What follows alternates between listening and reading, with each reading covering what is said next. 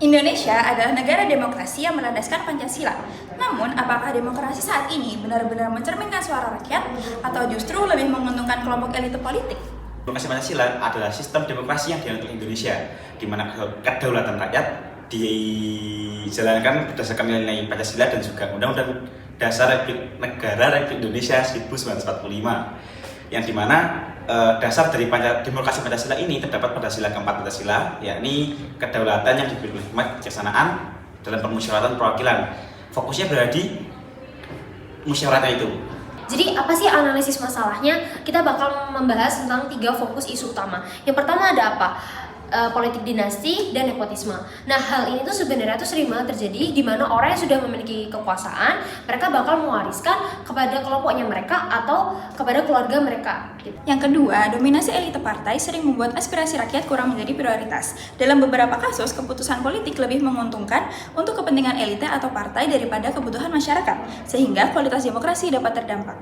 Kemudian yang ketiga yaitu isu terakhir mengenai politik uang, di mana yang membuat pilihan masyarakat itu tidak lagi didasari oleh kualitas pemimpin. Nah, hal tersebut bakal memberikan sebuah dampak. Dampaknya ada apa aja? Dampak pada masyarakat dan dampak pada sistem pemerintahan. Untuk yang dampak pada masyarakat sendiri, masyarakat bakal terjebak dalam pragmatisme dalam jangka pendek. Sedangkan dampak dalam sistem pemerintahannya apa? Yaitu di mana pemimpin yang terpilih oleh lewat politik uang cenderung tidak kompeten. Lalu bagaimana jika 3 isu tersebut kita hubungkan dengan nilai-nilai Pancasila? Yang pertama, politik dinasti dan nepotisme. Kita hubungkan dengan sila kelima yaitu keadilan sosial bagi seluruh rakyat Indonesia. Jabatan seharusnya diperoleh berdasarkan kemampuan dan kesempatan yang adil, bukan karena hubungan keluarga atau kelompok tertentu. Lalu untuk isu yang kedua, dominasi elit partai, kita hubungkan dengan sila keempat yaitu kerakyatan yang dipimpin oleh hikmat kebijaksanaan dalam permusyawaratan perwakilan. Jadi keputusan politik seharusnya mengutamakan aspirasi rakyat melalui musyawarah, bukan hanya kepentingan elit partai. Lalu isu yang ketiga adalah politik uang, kita hubungkan dengan sila keempat dan juga sila kelima. Jadi pemimpin seharusnya dipilih berdasarkan kualitas dan kemampuan, bukan karena uang, agar tercipta demokrasi yang adil dan berpihak pada kepentingan rakyat. Nah, selanjutnya yang keempat itu ada solusi. Yang pertama itu memilih pemimpin dengan cara melihat rekam jejaknya dia.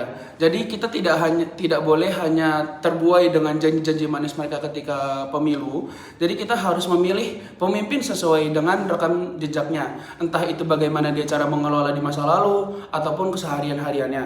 Dan ingat teman-teman, integritas itu penting. Jadi kita harus memilih orang yang benar-benar dapat dipercaya dan konsisten atas ucapan dan perbuatannya ketika dia menjabat. Nah, untuk solusi yang kedua, dengan cara kita menolak politik uang. Dengan cara kita tidak memberikan atau tidak menerima uang ataupun imbalan-imbalan lain atas hak suara kita.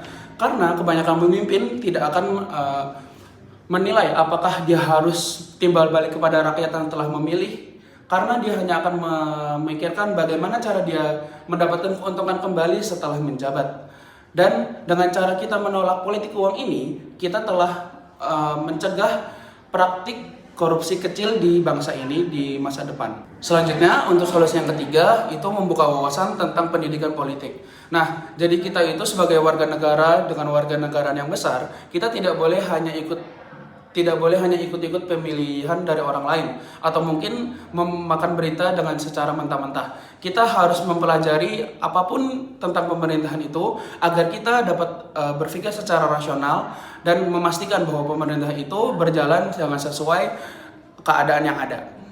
Yang keempat yaitu terus mengawal kinerja pemerintah. Setelah kita mencoblos suara kita di balik bilik suara, tugas kita tidak selesai. Kita harus memantau para pemerintah bagaimana mereka menjalankan tugas mereka di kedaulatan ini dengan cara melihat media sosial atau saluran resmi dari pemerintah. Karena kita harus memastikan pemerintah mementingkan kepentingan rakyat terlebih dahulu daripada kepentingan pribadi maupun kepentingan kelompok tertentu.